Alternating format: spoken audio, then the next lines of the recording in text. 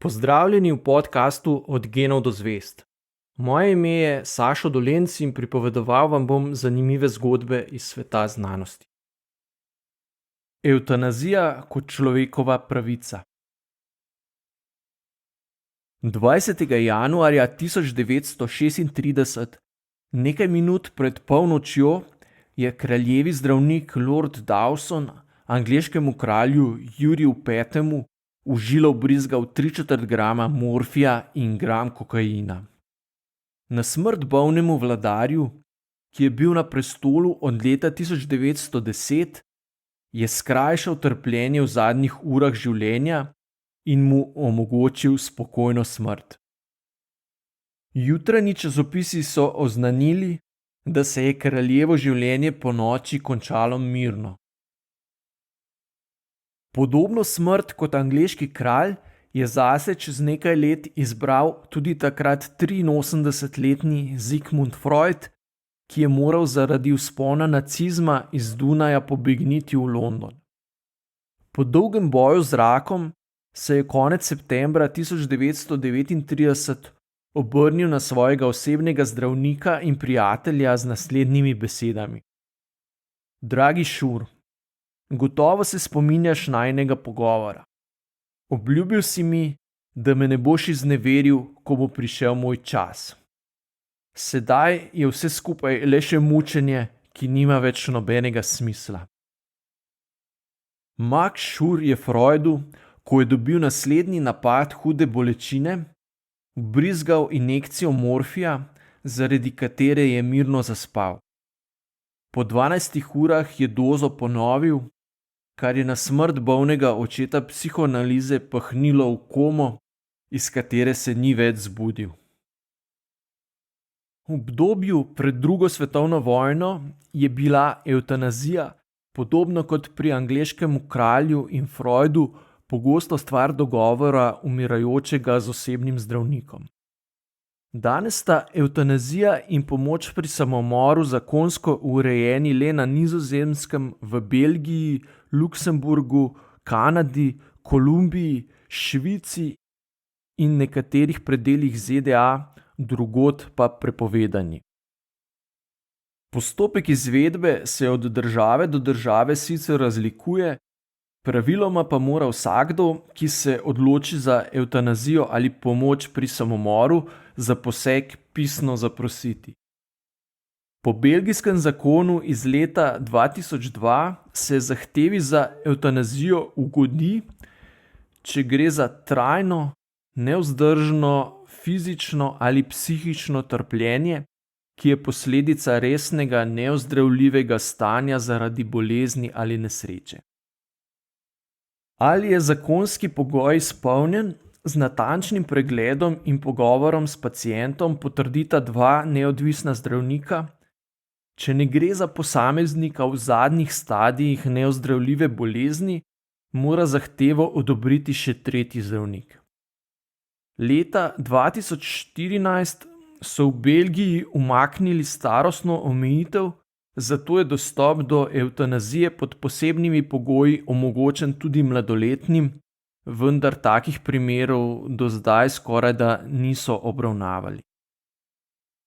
V državah, kjer je evtanazija ali pomoč pri samomoru zakonsko urejena, lahko zdravnik po tem, ko so izpolnjeni formalni pogoji, napiše recept za poseben napitek, ki ga posameznik, ki se odloči za smrt, samostojno popije, po nekaj minutah zaspi, kmalu nato pa nastopi smrt.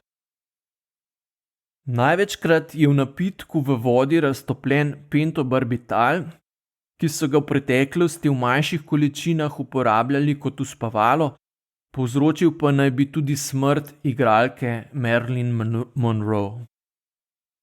Po javno dostopnih statistikah so od sprejetja zakona leta 2002 do leta 2016 v Belgiji izvedli nekaj manj kot 15.000 evtanazij. V zadnjih letih jih v državi z malo več kot 11 milijoni prebivalcev povprečno izvedejo po 6 na dan. Velika večina ljudi, ki se odločajo za načrtovano smrt, je bolnikov v zadnjih stadijih neozdravljivih oblik raka. Nasprotniki evtanazije praviloma izhajajo iz prepričanja, da je življenje darilo, o katerem ljudje nimajo pravice samostojno odločati, tudi če so podvrženi hudemu trpljenju in bolečinam. V razpravah o legalizaciji evtanazije se pogosto pojavlja tudi argument, da se je težko izogniti zlorabam. Vendar podatki tovrstnih strahov ne potrjujejo. V analizi legalno izvedenih evtanazij in asistenc pri samomorih v državah, kjer se takšni postopki zdaj izvajajo že več let in se v njih vodi evidenca, so raziskovalci leta 2016 poročali, da zlorab skoraj ni zaznati.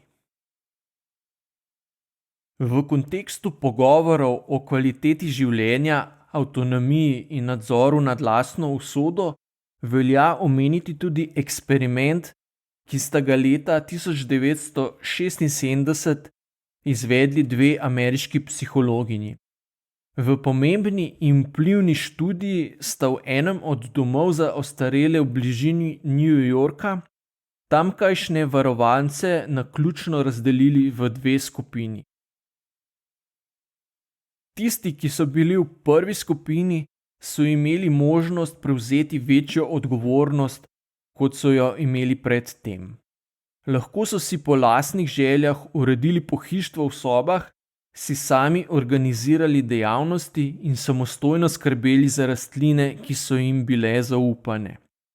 Varovanci iz druge skupine nasprotno niso imeli nobenih zadolžitev in skrbi, saj je zanje vse opravilo osebje doma, med drugim jim je tudi zalivalo rože. Po letu in pol sta raziskovalki ugotovili, da so bili starejši, ki so imeli večjo avtonomijo, povprečno boljšega zdravja kot tisti, ki niso imeli nobenih skrbi in zadolžitev. Študija je naslednja desetletja pomembno vplivala na razumevanje potreb starejših in urejanje razmer v domovih. Kot pomemben del kakovosti življenja se je začelo dojemati tudi občutek, da ima posameznik avtonomijo, kontrolo oziroma zmožnost aktivnega odločanja o sebi in svoji usodi. Zakonska ureditev evtanazije tistim, ki jih bolezen privede do nevzdržnega trpljenja, odpre možnost odprtega in iskrenega pogovora o svojih težavah z bližnjimi in zdravstvenim osebjem. Misli o končanju življenja tako ne povzročajo več nelagodja in niso več tabu tema, o kateri se ne spodobi odprto pogovarjati. Marsikomu, ki trpi hude bolečine, že sam obstoj možnosti izhoda bistveno olajša spopadanje z vsakodnevnim trpljenjem. To je bil podcast Od genov do zvezd. Moje ime je Sašo Dolenc in z novo zgodbo se vam oglasim že kmalu.